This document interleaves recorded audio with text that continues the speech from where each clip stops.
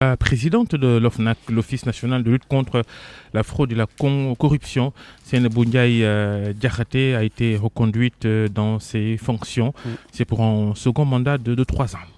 Une occasion pour revisiter l'histoire de l'OFNAC sur RFM Matin dans Histo Géo. Oui, Babacar, l'OFNAC, l'Office national de lutte contre la fraude et la corruption, est né des cendres de la Commission nationale de lutte contre la non-transparence, la corruption et la concussion. La CNLCC, qui a été créée en 2003 sous le régime du président Abdoulaye Wade par la loi 2003-35 du 24 novembre 2003. Cette Commission nationale de lutte contre la non-transparence, la corruption et la concussion a existé jusqu'en 2012. Alors, en 2012, le président Macky Sall, nouvellement élu, fait de la lutte contre la corruption une de ses priorités. C'est ainsi qu'il crée l'OFNAC, l'Office national de lutte contre la fraude et la corruption, à travers la loi 2012-30 du 28 décembre 2012. Un texte qui a été voté à l'unanimité par l'Assemblée nationale. Il faut souligner que l'OFNAC traduit la volonté politique du président de la République d'assurer une gestion vertueuse et la transparence dans les affaires publiques. Cette structure a donc pour but de combattre la fraude, la corruption et les pratiques assimilées.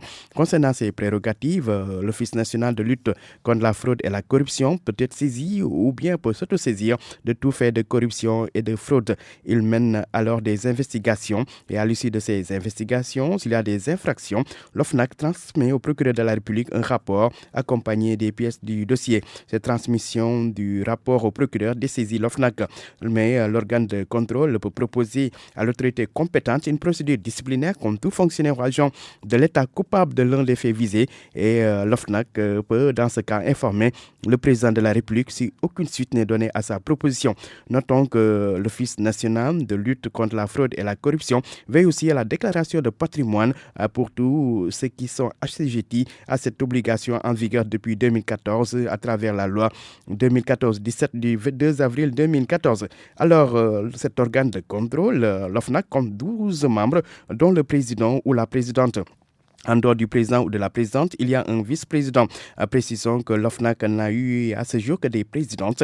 La première, Nafingom Keïta, qui a été remplacée en 2016 par Seynabou Ndiaye Diakhaté. Cette dernière, Seynabou Ndiaye Diakhaté, ancienne doyenne des juges, vient d'ailleurs d'être reconduite à la tête de l'organe de contrôle pour un second mandat. Pour terminer, retenons que le mandat du président ou de la présidente de l'OFNAC, qui est nommé par le président de la République, est de 3 ans, renouvelable une seule fois. Babacar.